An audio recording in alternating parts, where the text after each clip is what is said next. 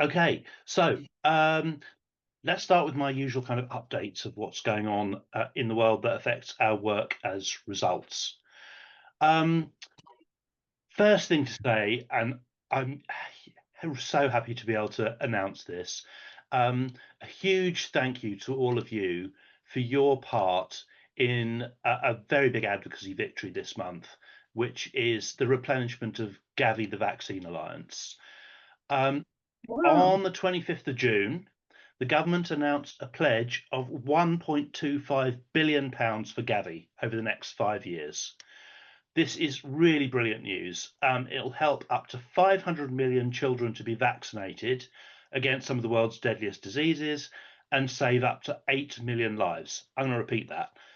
The money will help vaccinate up to 500 million children and save up to 8 million lives. So just let that sink in a moment.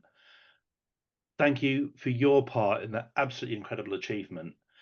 I think we all been feeling that with the cuts to the UK's official development assistance, the ODA budget, earlier in the year, it felt like a really big task to get the government to continue to fund Gavi as it has in the past.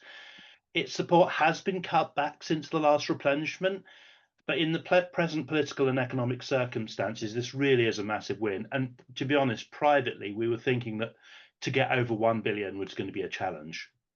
So it's clear this announcement could not have been taken for granted. And it's clear proof in my mind that advocacy and building public pressure, um, something we've all been sorely in need of, really, because we've been facing the cuts in recent years. It's absolutely proof that that works. So we know that all of the letters sent by results grassroots campaigners, all of your contacts with MPs, the joint lobbying we've been doing recently together with other organisations, the steady stream of parliamentary questions that ministers have been having to answer have all been noticed and have built the momentum that was needed to make this announcement politically possible. So just thank you. Um, if you want to know a bit more about some of the policy and political challenges facing the Gavi replenishment, so we've got the money, but there's some other issues around it as well. You can read about it in a bit more detail in a blog by our colleague Alex Runswick, who's the head of policy advocacy at Results, many of you know. And I'm just going to put that in the chat right now. Um, there it goes. So if you want to know a little bit more about the detail, it's there. But the big top line success is £1.25 billion for vaccinations for children around the world for the next 5 years from the UK government. So I really hope you're pleased with the success. Please do take time. I think we needed it. Please do take time to reflect on it, to celebrate the success, and to share it with anybody who know who's interested in these kinds of developments. I don't know. Does anyone want to share any thoughts about this?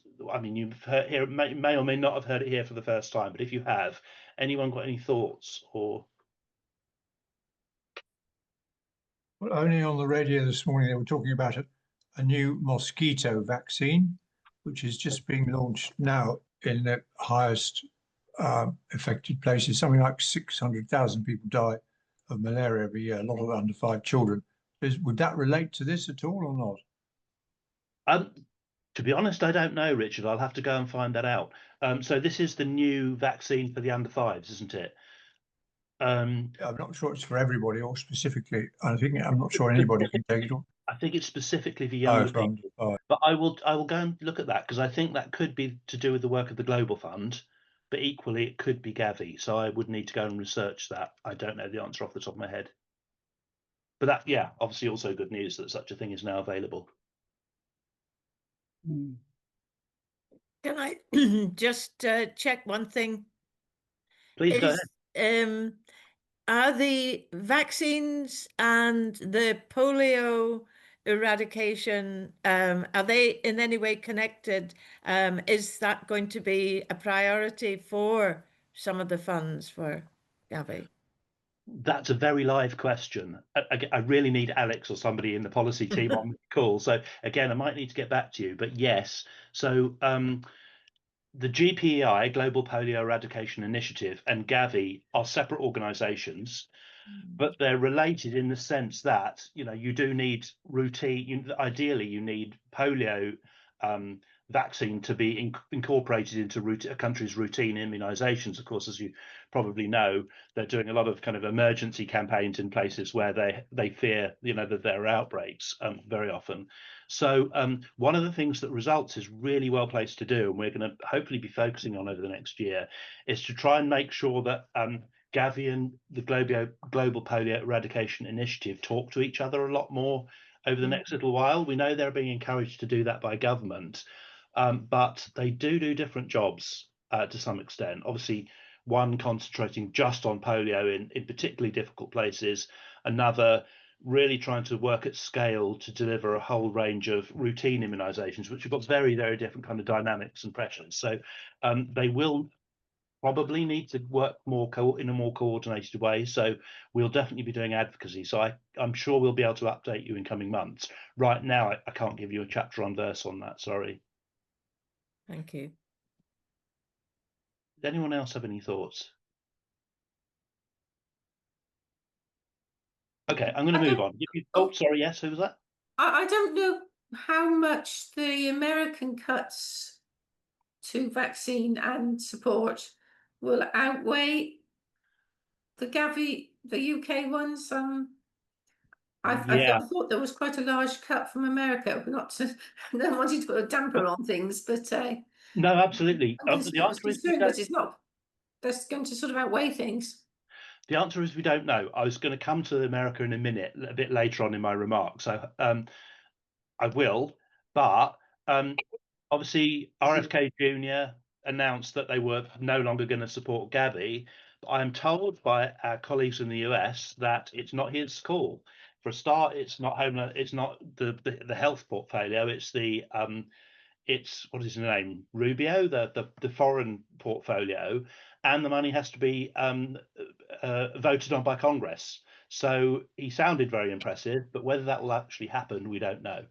I know their recent budget bill probably gives one perhaps not so much cause for hope, but it's not clear what the American situation will be. In terms of Gavi, unusually Britain is a bigger donor to Gavi than the US is. So yes, it would counteract it quite a lot if that doesn't come off. We just don't know yet. But yeah, absolutely one to worry about for sure. So I'm going to move on. Just please do pat yourself on the back. It's a major success, regardless of the other things in the world. If that hadn't happened, that would be a really bad thing. So just well done. So coming down from that, another recent announcement, a slightly less helpful one, was the communique from last week, beginning of last week. Well, actually, it was heavily trailed in advance, that from the Financing for Development Summit in Seville, end of June, beginning of July. So realistically, this campaign has still got quite a lot further to go. And I'm afraid to be able to report that, as has happened in the past, rich countries essentially banded together to water down proposals to overhaul the global financial tax and debt rules that prevent many lower income countries from having the resources they need to invest in things like health and education. This sadly doesn't come as a huge surprise, but it did come as a disappointment that the UK government is still taking that stance, particularly after the positive statements of intent that they made when they were a new government just coming into power last year. We had words in public that said they wanted to, reform financial systems, and they've clearly dug their heels in and not done that. They may think they're doing it, but they're clearly not. So there's more to do to persuade them to change their approach. And together with other organisations working on this issue, we will expect to be carrying on the fight for a fairer global financial system. So I don't quite know yet what the next campaigning moments will be, but we do think that that's something that we want to carry on being concerned about. So some of you will know Results' Senior Policy Advocacy Officer on Nutrition, Sunit Bagri. He was in Seville the week before last and making common cause with other organisations who were there to campaign on this issue. And he was actually quoted by Bond, and you can hear what he had to say if you would like in a short video. You'll have to hold on to it and not play it during this call, I think. But I'm going to just put a link to it in the chat, and also to oh, that didn't work. To a Guardian article which has covered this issue and covered the outcome of the summit. So, obviously, thank you if you're able to take our action on that. But there is more to do. We didn't expect, the rich countries, including the UK, to cave in overnight. But the information, the policy information that we have is, really clear that we need to make a wholesale change. It's not just about tinkering at the edges, as Sunit's report from last year was very clear about. So, big thank you to everyone who's raised this with your MP and the government. Whether you took our debt and nutrition action back in December, action in April on education, which mentioned some of the structural problems causing countries not to be able to result in education, invest in education, or our May action specifically on the Financing for Development Summit. We'll continue on this one. Tomorrow, there's going to be another lobby event in Parliament on debt. This time it's organised by the Debt, Justice and the Climate Coalitions. And I know that Jill is planning to go. So Jill, best of luck with your conversation with your MP on debt justice and the other topics that you're planning on raising. Anybody else planning on going to that? I'm not aware of anybody else. Corinne, you are. Wonderful. Well, Corinne, are you going? I am going. Poor old Josh Dean, my MP. That's the 4th time in not very long. He's going to get tired of it. Anyway, so we'll message Jill and see each other up there. Yeah, that's great. I'm glad you're going. Okay. Have you got a time to meet him? Okay. We'll wonderful. talk. Okay. Wonderful. And Good. did I see anyone else with their hands up or they're coming off mute? Perhaps not. Okay, well, look, very, very best of luck tomorrow. Yeah. Just to say that I'm going with CAFOD, which is the Catholic Fund for Overseas Development, and their big push is about debt. Yeah. And global financing, and they're asking all their people to talk to the MP about it, and there's quite a lot of them going. So that's good. So there's going to be a mega amount. It is a climate change one, and people will be talking about all sorts of things. But like there's 11 other people going to meet my MP, which is good. Some of them might be talking about debt. So it's another bite of the cherry, isn't it? Absolutely. Well, best of luck with that. It could be a bit of a scrum, but that sounds great, and we look forward to hearing how it goes when we meet next time. Okay, on the cuts, I know. So we touched on it just a minute ago. I know many people continue to be concerned about the cuts, and you might remember a couple of months ago we had our colleague from the US, Lisa Marshall, who supports the Grassroots Network in the US for results. And she talked a bit about what they knew then about the cuts to USAID programs. We've just seen a recent study, I think it was by the Lancet, that cuts could cost more than 14 million lives between now and 2030 that could otherwise be saved. So again, sort of following up with Kathy's comment earlier, that does put things into perspective. Hopefully, the worst won't happen, but that's, if it happens as currently planned, that's the sort of scale that we're talking about. So I'm just sorry, I'm just trying to talk and cut and paste at the same time. There we go. So putting our success in the UK this week just into a bit more perspective. It really matters that the UK is continuing to do this kind of work. And again, the UK and the US are both amongst the countries blocking these reforms. In Seville. So this is why we campaign on both these issues, both the structural changes for allowing countries to have more money to put into health, education, tackling the reasons why lower income countries are lower income in the first place, as well as the replenishments, thing like Gavi, and then the Global Fund, Global Partnership for Education, and Education Cannot Wait, things like that are coming up later in the next year or so. So I hope that all kind of, to some extent, ties together. I want to leave that there for now. I can see time's getting on, and I want to just hand over to Will quickly, who I think is going to do our usual bit about your activities around the country. So over to you, Will. Thanks, David. So yeah, I thought it'd be nice to share what you've all been doing. So first of all, a big thank you to those who've taken part in our recent campaign actions and let us know about your letters and any responses that you've received. Thank you to Pete, Kathy, Tony and Karen for your letters on the Financing for Development Summit, and to Pete, Kathy, Karen and Jennifer for your letters on the Global Fund replenishment. Apologies if you've told us about your action and I've not included you on this list. Obviously we do read them all, everything that you share, and the information that you do report back from the replies is really helpful and obviously kind of really informs the next steps in our advocacy, which is obviously really, really important for us. And even if you get a bland reply, it kind of gives us an indication of the levels of support and activity in Parliament on our issues, which, as we heard on the Advocacy Day, can really, really make a difference. Would anybody like to share anything from the recent actions or the replies that they've received over the last couple of months?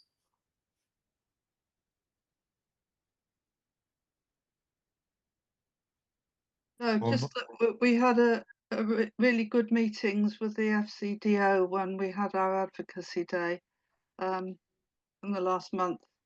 I know Kathy went to the Global Fund, and I was at Corin and I were at the Nutrition, and Richard as well. So they were really helpful meetings, weren't they, Naveed? Certainly were. I think we wanted to mention that in a second, I think. So yeah, absolutely. Yeah. I mean, Jill, in a second you can tell us more about that because that'd be really useful. So yeah, kind of before I move on to kind of the summer gathering and the advocacy day, does anybody have any kind of updates on some letters they've sent or received? Or if not, I can move on.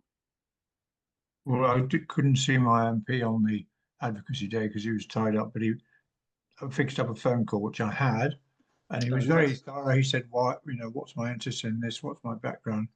And I said, "Can you ask a parliamentary question?" So he said he would, and then he's done a written question, which he sent, and to the Treasury, asking that the 0.7 can go back as soon as possible, which Naveed seen that. So that's as far as I've got with that, but I think that was not bad. Fantastic, Richard. That's great. Okay, yeah, so as Jill perfectly trailed, what's also been great last month is our summer gathering a couple of weeks ago.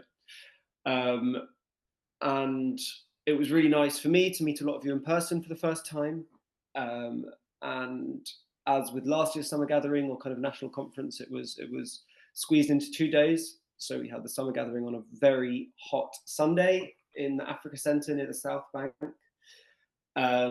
We were joined by some fantastic speakers who discussed the future of ODA and international development. And then I guess the theme of the whole summer gathering was kind of considering what this all means for results and our advocacy going forward. And then obviously on our advocacy day was when we had the chance to sit down with some people from the FCDO and meet MPs. And I'd like to say a big thank you to those who led the discussions on Monday's advocacy day. This is a time when results staff kind of fade into the background while the volunteers lead the meetings. In a meeting with the FCDO General Fund lead, we heard how while finances are under pressure right now, they do believe that the current moment is a golden age for TB treatments. They spoke about new potential vaccines, treatments and technologies coming on stream, and even for drug-resistant TB. So that was really, really exciting that there seems to be kind of progress scientifically. In the meeting with the FCDO's nutrition team, we quizzed some people we know quite well by now. They updated us on how in the face of the challenges of reducing funding, they have been integrating nutrition with other development objectives, including via the new Compact for Nutrition Integration, which is quite a lot, announced at the Nutrition for Growth Summit in Paris earlier this year. That's a lot of words. But yeah, so they kind of spoke about the integration of of programmes, which is also something that we've worked on. I think in the afternoon, we met South East Cornwall MP Emma Geldard as well, who used to work for Results, funnily enough, some years ago. And at that meeting, she reminded us of the importance of MPs hearing from their constituents about global issues, and just, the importance of kind of writing letters and reminding MPs of what's on people's minds. So, Jill, I wonder if you wanted to now speak about your experience of the Advocacy Day and maybe the meetings that you had with the FCDO nutrition group. Yeah, okay, and then other people can chip in as well because they were there. We asked her why they weren't supporting the school meals program, and they gave a very interesting reply, saying that at the times of decreased funding and money available, they had to make hard decisions. So they were decided to focus their efforts on the first 1,000 days of a child's life from conception to the age 2. So they weren't doing anything for schools, school-age children. But later on, they did say that they were getting nutrition money in via the education department, because they were working with teenage girls on vitamin A and all sorts of other interventions, nutrition interventions at the teenage stage. But you know, they said it was a hard decision, but that's why they weren't involved with that. But it was a very good meeting, and we covered lots of things, didn't we? Richard was there and Corinne as well. Was there anything else?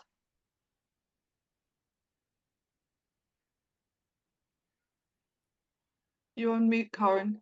So Summit was there, and one of their reasons for not spending on school meals was, they said, lack of solid research to back that up, whereas there was solid research on the first 1,000 days. I'm not an expert, but Summit was surprised at that and said, actually, there is solid research. They just choose, with limited funds, choose their focus. And obviously there is a lot more children in school than there when you're looking at the first 1,000 days. So, you know, you understand that perspective. But I think it was so valuable for me to have Sunit's perspective as well as hearing from them. Thanks, both of you. Yeah, I think we probably might agree to differ with them on that, but it's just an indication of how those meetings are super useful, because Summit can go away and take all of that away and do some more research and come up with our next lot of arguments. So, you know, thanks to all of you in that meeting. Did anyone from the other meetings want to say anything? Just to say, the interview, and I'm really sorry, I can't remember the ex-Results staff name. Anna.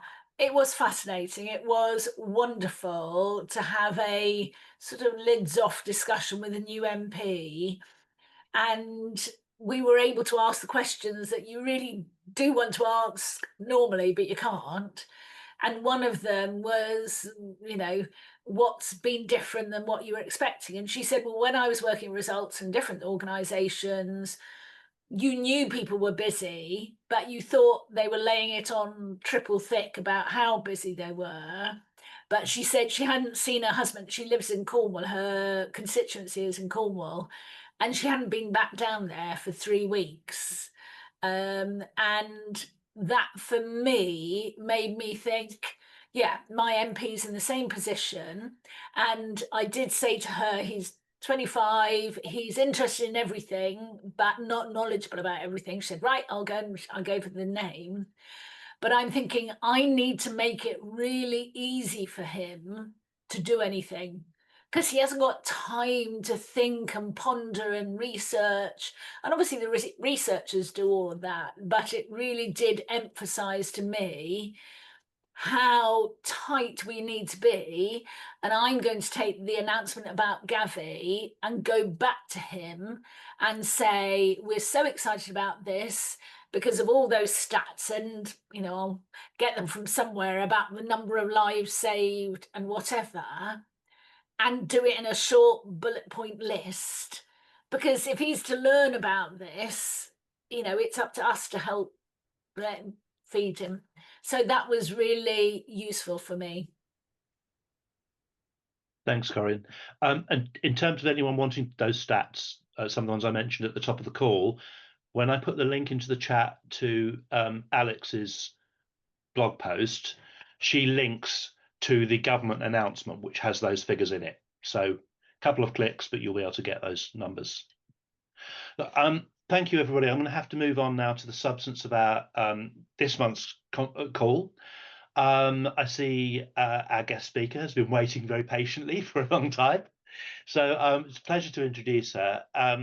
We are going to be talking about the next steps on our advocacy on education, following on from some of the recent actions on this topic. So it's a great pleasure to introduce Chidinma Ibimere, who is the Parliamentary Advocacy Officer for Education at Results UK. And I think some of you will have had a chance to meet her and chat with her at the summer gathering a couple of weeks ago. So Chidinma, big welcome to you. Thank you so much, Navid. Good evening, everyone. It is such an honor to be here. I'd like to say thank you to Navid for leading our campaigners to achieve great results. Thank you also to Will, and I'd like to recognize my manager, Lucy Drescher. She's the head of the parliamentary team. So it's an honor. I'm Chidinma. I used to be a biology teacher in Nigeria. I taught for 4 years, then came to the UK for my master's in 2022 at the University of Bristol. I studied education, leadership, and policy. And last year, I joined the amazing Results UK to serve as the Parliamentary Advocacy Officer for Education. Yeah, that's all about me. Thank you. Thanks, Chidinma. We always love to hear about what brought people to these issues and why you're passionate on education. So I'm sure people will pick up on some of the things that you said and your experience about being a teacher. What I think you didn't say is that you're quite an experienced campaigner with one campaign before coming to us as well. Yes, so in 2018, back in Nigeria, I was one of the 50 selected across the country to serve as youth ambassadors. And I served for 2 years, represented the organization at the African Union as the education delegate, then came to the UK, became a community leader with one campaign, and now I've been promoted to the one UK ambassador. So I've really had the experience of campaigning, and I'm excited to discuss more about education with you all today. Well, let's get straight into that in that case. So as usual, we've got 3 kind of pre-arranged questions, and I'm going to go to Cheshire for the first of those. Hi, Jen. Hello. Yes, the first question is that we know about the cuts to the UK's ODA programmes, but why is global education particularly at risk right now? Okay, thank you so much. As you'll be aware, in February, on the 25th specifically, the UK Prime Minister announced the cuts to aid. He said he was going to cut down aid from 0.5% to 0.3% to fully fund defense by 2027. And most of our advocacy at the time was more like, oh, you need to revert back to 0.7 because it is for our own global interest. But as we were working hard to make sure our messages were getting to the right quarters, on the 13th of May, the Minister for State for Education for International Development, Baroness Chapman, said that education and gender equality will be likely deprioritized in the new aid strategy. And to be honest, it's a shame because nobody believes that in 2025 we would have to make the case for why education should be invested in. But this is the reality we are faced with, and we're not going to back down. It's from everything Navid said earlier concerning, our fight for Gavi. We still have our voices to make sure that we ensure they protect the funding for education. And this is key because there has been no allocation yet to FCDO. So we have this time till about November to actually influence what will be allocated to education. And it's important to also highlight that Save the Children estimated that this is like a 73% cut in real terms of funding to education that will be affected if this goes on. And that would affect about 2.2 million lives across the world. In 2023, we had about 253 million children who were out of school. But the recent report published last week shows that we now have 272 million children across the world who are out of school. So we understand that this is not a time for us to gamble with the lives of young children by saying, okay, we don't want to invest in education, we have better priorities. And I don't feel like as advocates, we are insisting that every other sector should be ignored. We're just saying there has to be like, how do I put it? There has to be consultations for us to know that all sectors are interconnected, and education is the pillar that holds everything together. And we cannot ignore investing in it, because these are real lives that are being affected. Thanks, Chidimma. I think I'm sure questions later are going to come back to this.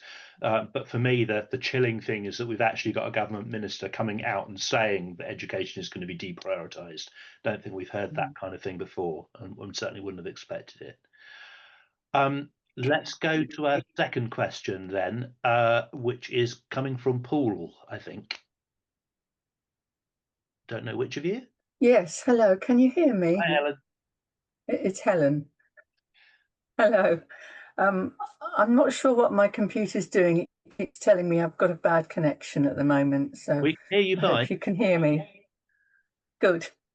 Right. Yes. My question is, what should the UK be doing to better support global education? Yeah. So I've had the privilege of being in a couple of meetings where the former Minister for Development, Annalise Dodds, highlighted what she feels is the most important thing every campaigner should do now. And it is showing the progress achieved so far by the UK government through its aid allocations to different countries. And I'd like to begin by one of the most important things the UK has done over the last 10 years, which is investing critically and significantly in multilaterals such as Global Partnership for Education and Education Cannot Wait.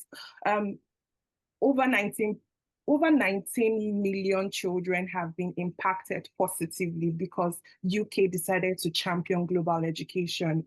Now think of the situation that would have been their realities if the UK decided to back off 10 years ago.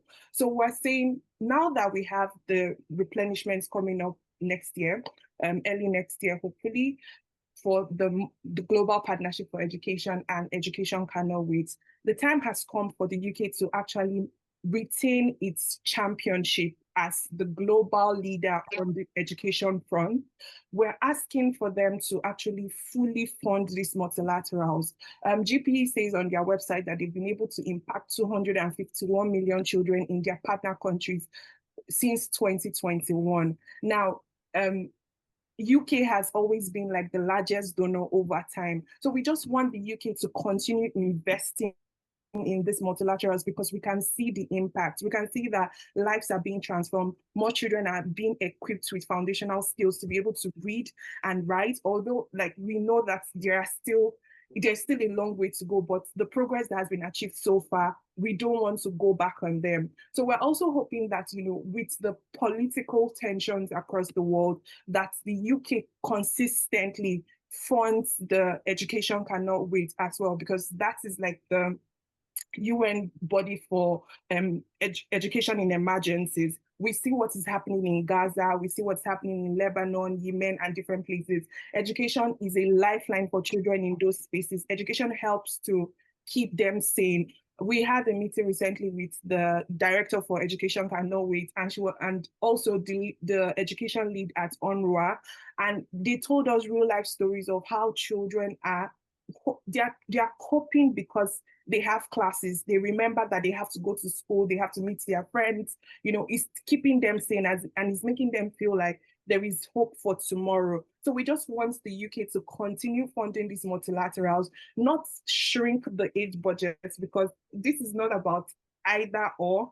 This is about helping, the global community, because like one minister said during the foundational roundtable we hosted, he said a problem somewhere is a problem everywhere, and if not for anything, COVID-19 taught us that. So I feel fully funding these multilaterals will go a long way in helping UK retain its leadership as a global champion for education. Thank you.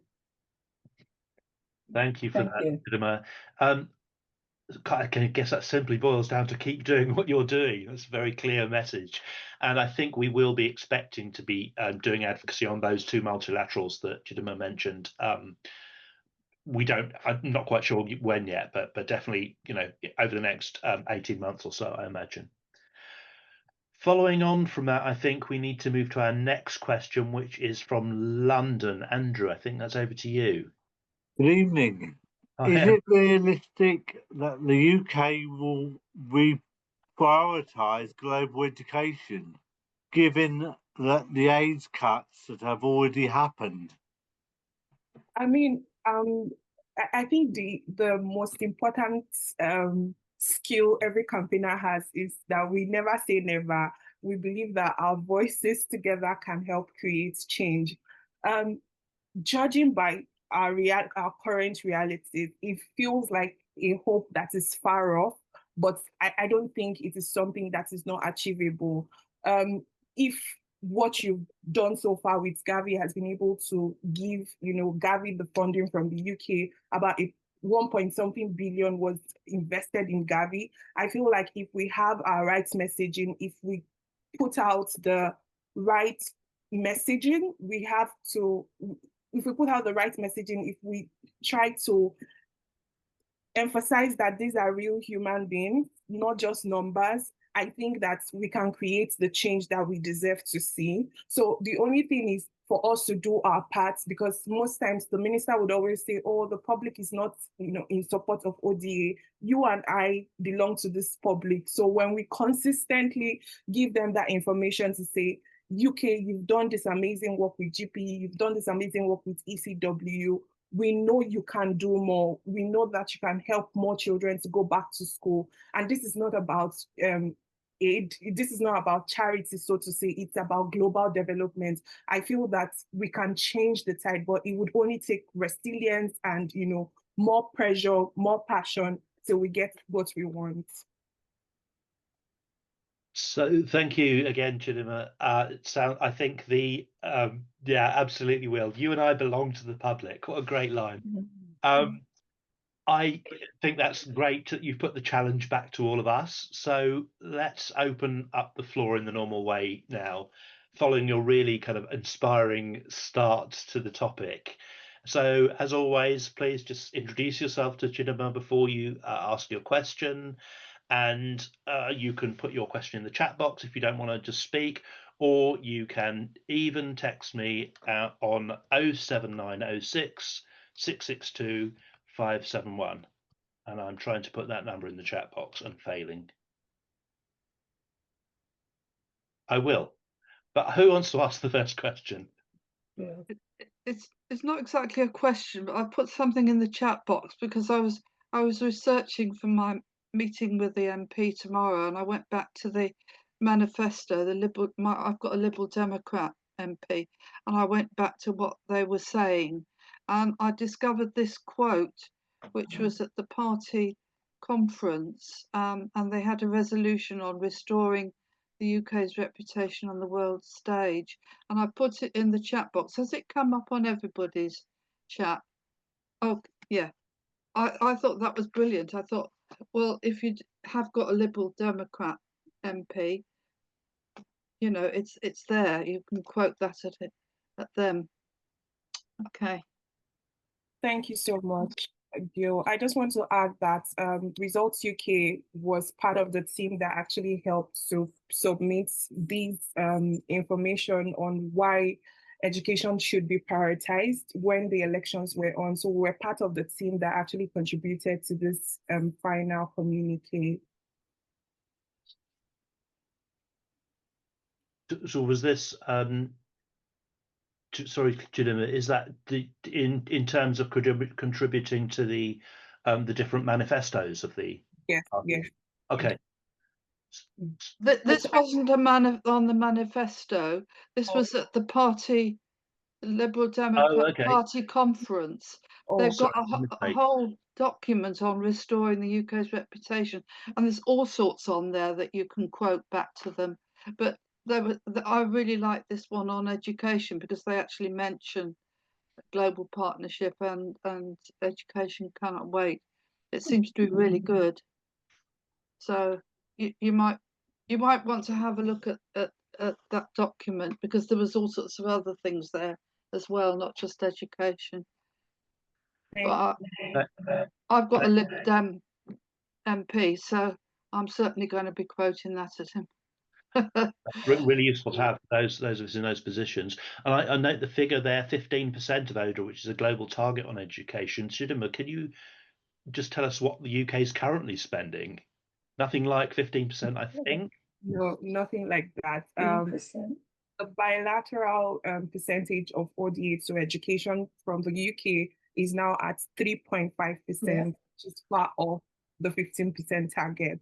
And currently on the list of donors, the UK is the 28th donor for education. So you can see we are far off the mark. And this is something that is really, really, it's really, really heartbreaking because UK has always been at the forefront. And, you know, right now, the minister is more about, the UK is interested in investing in expertise because that is what, according to her, that is what the partner countries want. But expertise when the people you want to show it for are not able to read and write, I think is a waste of effort. So we need to go to the root of the problem, not just deal with the symptoms of the problem. Yeah.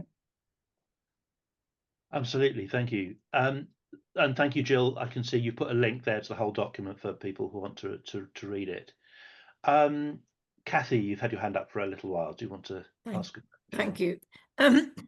I noticed that when you were talking, this is more really about where the UK stands on support for education. And you said that we want to restore the prominent position or the UK's lead. But I was wondering, was it in the lead in the past? And if it was in the past, when did it start slipping? What is the sort of, is Baroness Chapman just following a trend that had already set in, or has it suddenly dropped as an issue? Because I know that there was a time when people were saying the best investment in aid is educating women who can then educate the family and save the family. So just a little bit more of the background of when were we great in Britain at education aid? Thank you so much. So in 2013, as at 2013, we were at 13.5% for bilateral ODA contributions. And then over the past 10 years, there's just been a steady decline. So this is not a problem peculiar to Baroness Chapman. I feel like every government that comes into power tries to use education as the scapegoat, like we'd say back home in Nigeria, and it's quite disappointing. So once there is a cut in aid or there's an announcement that aid is going to be cut, the first casualty is usually education. I don't know, maybe it's because we don't see the outcomes immediately, because I feel like when you invest in people, it takes a while for you to see the outcome. But I feel because the outcomes are not immediate, it's usually the first casualty. And this is a trend that has happened over time. I also feel like another problem is the fact that most times policies are made based on political climates and not to be sustainable. So when a government comes in, they decide, oh, before they come into power, the most important thing, oh, we are going to invest in education. And once they settle in and see that, oh, we have more priorities, which is supposed not to be so, education becomes the first target, or where we can do every other thing. But it's interesting to know that we're in a world where about 3.4 billion people live in countries where education and health are not like together. The money they invest in debt is greater than what is being invested in education and health together, which is a problem. So you can see that I feel it's a generational thing, but we need to start cutting down on it and just start announcing that we can't keep making this a policy tick-off. Education should be long-lasting, regardless of which political party is in power or which prime minister is at the helm of affairs. Thank you. Thank you. I've just seen Lucy has just put a link to a report in the chat, which is from the Send My Friend to School campaign, which was hosted by Results. Lucy, did you want to say anything about that? I was just going to say it's the report that was produced as part of the current campaign, which is about financing education. And I just think it's a good source of information on this particular topic, such as it's got a section on what the UK has done in the past and that kind of thing. So I just think you might find it a useful source of information. And because it's written very much by a schools campaign, it's also not too policy well, it's detailed, but it's very, very easy to dip into as well. Thanks, Lucy. I'm sure that's going to be a useful resource for people. I've also just put a link to this month's action materials, and so a lot of the figures that Chidinma has mentioned are in there as well, in again hopefully an accessible way, and the source of those as well. So there's various links that you can follow if you want to. So plenty of information there. It feels to me like that segues really well into the comment that Pete's just put in the chat. Pete, I'll read that out if that's okay, because I'm not sure everyone can see it. But Pete, you've written, education is a target as children are less politically fractious or relevant. I don't know if anyone's got any comments on that, or Chidinma, if you've got any thoughts on that. Yeah, I just want to say thank you to Pete for writing that. But to be honest, I lived in Nigeria and I have seen children who have never been to school. So I just want to say to every one of you that the work you do really matters, because there are people whose lives are being impacted because of decisions made here. Children who have never been to school, children who don't even have the hope that there is a possibility for them to be in school. So please, I would really encourage you to write to the minister, because that's the call to action for this month. Write to the minister and inform her that these are not just numbers, because it's so easy for numbers to fly through the head. Oh, 1.2 million, that's a lot. But I've lived with people with this reality. I've gone to internally displaced persons camps for different outreach programs, and I've seen children whose lives have been altered because of conflict. And there is really no hope except the education they receive informally from, maybe non-governmental organizations and all of that. So those numbers, 272 million children, are real people with flesh and blood. And when you are writing to the minister, tell her that this is about our future. It's not just about, being politically correct in the UK. It's about the future of the world, because the world is a global village and we are all interconnected. Thank you. Thanks, Chidinma. That's really powerful. And I think for me, that chimes with something that I think we always like to do at Results, which is to try and put a human face on this policy information that we're always trying to persuade MPs about. And one thing that you might find useful is a case study that we've put in the action materials that I've linked to in the chat.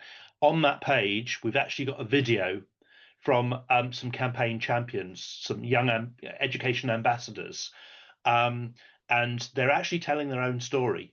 and it might be something that you can use. I don't know, Chidima, do you have anything you wanted to say about those young people in the video? Yeah, so they are young ambassadors from Uganda, but they are originally from South Sudan. But because of the conflict, they had to move to Uganda, and they are in school there. They sort of shared powerful stories of what education means to them. And I think for me, what stands out is what the girl, Queen is her name. She said that when you educate girls, you empower communities and you help to break the poverty cycle. And I think that's really, really powerful. Hearing that even in their midst of pain, they still see education as a bright light for them. So I think I'll just encourage everyone to watch the video, and it would help inspire your writing to the minister. It really will. It helped inspire us put the action together. It's about 6 minutes long, I think. So not too short, but not too long. And yeah, I think we often get to know about these issues, but to hear it actually from the children who are affected themselves is so moving. So do have a look at that if you get a chance. Corinne, you've got your hand up.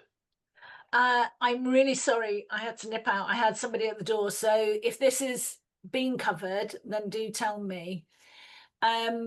So in terms of the action for this month, it's asking them not to deprioritize education, to put more meat on the bones.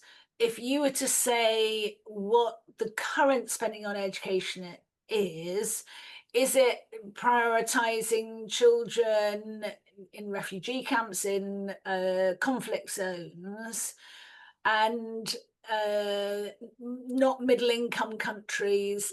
It would just help in my head to have a clearer idea of where that education spending is, apart from conflict zones and refugee camps. Okay, thank you. So, like I said, there are two major multilaterals that the UK supports. One is the Global Partnership for Education, and that covers, teacher training programs, helping to improve foundational learning, just different facets of education empowerment. Then for Education Cannot Wait is strictly for education in conflict-affected areas. So we want the government to fully fund these two bodies so they can carry out their programs or, carry out their impact based on their portfolio.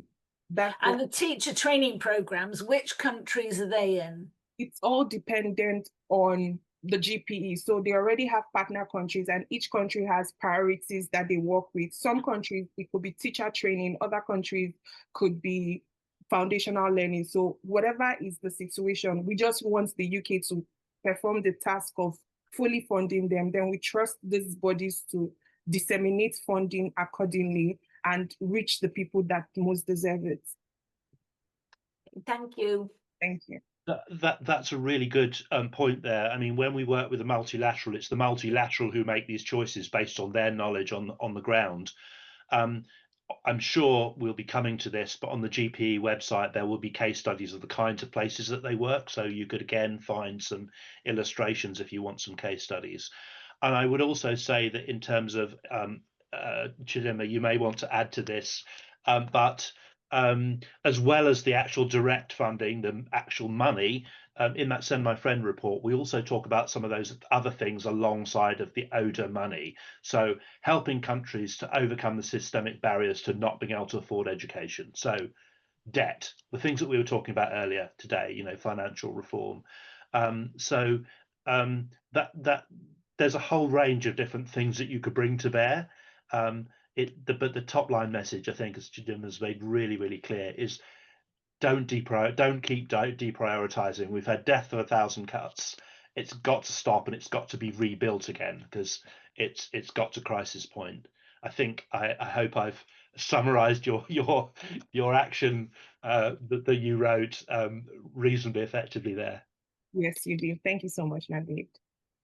Look, I couldn't possibly put it as well as you have, Chidima. Thank you so much for joining us. I've noticed it's 3 minutes to 9, so we're going to have to leave the questions there. Thank you so much for your expert knowledge on not only the UK's spending, otherwise its approach to education, but also clearly your passion, your knowledge from education in Nigeria, your activism. It just really shines through. So thank you so much for being with us. And good luck to everybody on this call. I hope you've been inspired by what you've heard today. We've just put the action materials in the chat, so hopefully that will be useful, and there's all sorts of resources that you can use if you are able to write the letter this month. So I think that's us done. We're actually a couple of minutes early. I thought I had more to say, and I don't, which is good. So we might have time for another question.